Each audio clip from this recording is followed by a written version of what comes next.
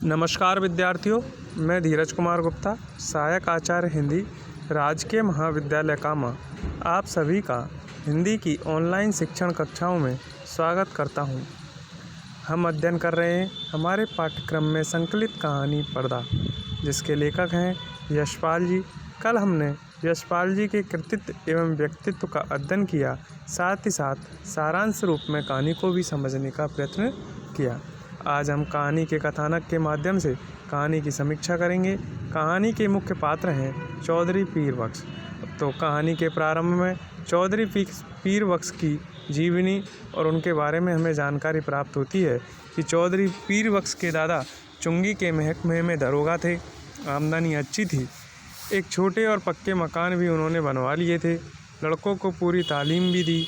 दोनों लड़के एंट्रेंस पास कर रेलवे और डाक खाने में बाबू हो गए। चौधरी साहब की ज़िंदगी में लड़कों के ब्याह और बाल बच्चे भी हुए, लेकिन ओहदे में खास तरक्की नहीं हुई। वही 30 और 40 हज़ार रुपये माहवार का दर्जा। अर्थात चौधरी पीर बख्श के जो दादाजी थे वो दरोगा थे। उनके जो 2 पुत्र हुए, जिनमें से एक चौधरी पीर बख्श के पिताजी थे, वो दोनों ही बाबू हो गए।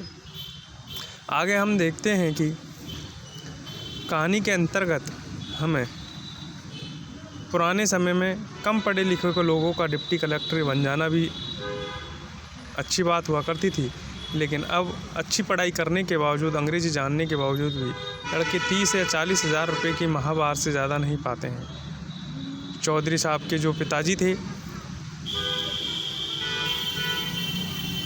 वो इलाही बख्श थे और वे डाक खाने में थे। उन्होंने भी उनके 4 बेटे और 2 लड़कियां थी, अर्थात चौधरी साहब और चौधरी पीर बख्श साहब और 4 भाई और 2 बहनें थीं। चौधरी ख़ानदान धीरे धीरे आगे बढ़ता रहा।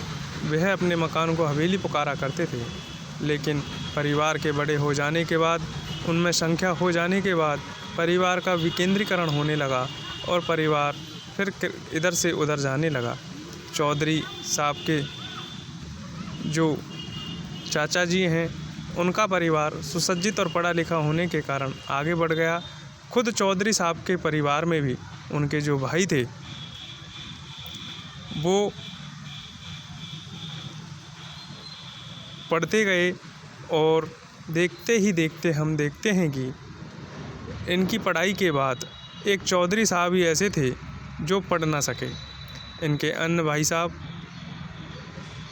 20 रुपये की क्लर्की पा गए, दूसरे भाई साहब भी अस्पताल में कंपाउंडर बन गए, तीसरे को वजीफ़ा प्राप्त हो गया, लेकिन जो थे चौधरी पीर बख्श वो प्राइमरी से आगे ना बढ़ सके। अर्थात प्रारंभ से ही ये शिक्षण में भी कमज़ोर रहे।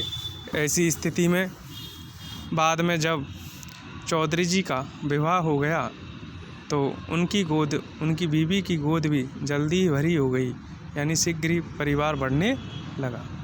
रोज़गार के तौर पर चौधरी जी ने ख़ानदान की इज्जत के मुताबिक एक तेल की मिल में मुंशीगिरी कर ली। तालीम ज़्यादा नहीं, सफ़ेद पोश ख़ानदान की इज्जत का पास था। मजदूरी और दस्तकारी उनके करने की चीज़ नहीं थी। चौकी पे बैठते कलम दवात का काम था।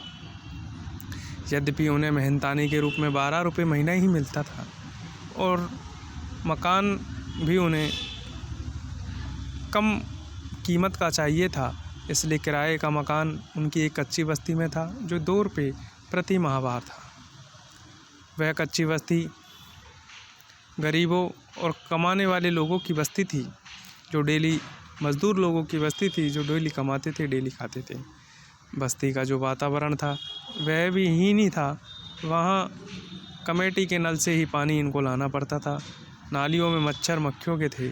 सामने रमजानी धोबी की भट्टी थी, जिसमें से धुआं और बदबू आया करती थी।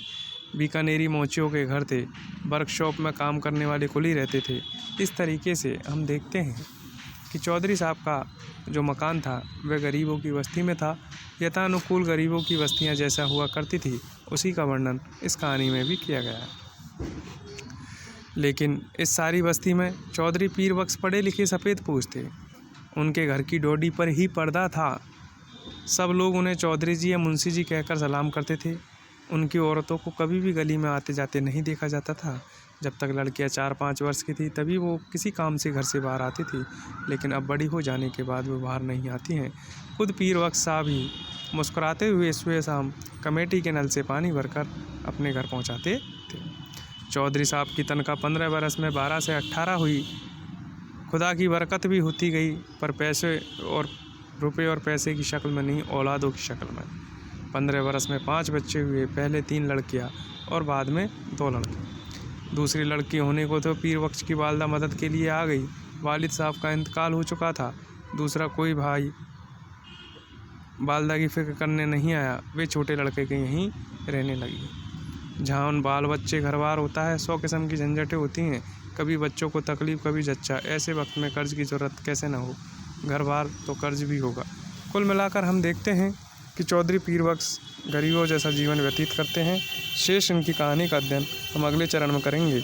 आज हमने उनके परिवार और पारिवारिक जीवन के बारे में देखा। शेष कहानी की मार्मिकता का कल अध्ययन करेंगे। आज के लिए इतना ही। धन्यवाद।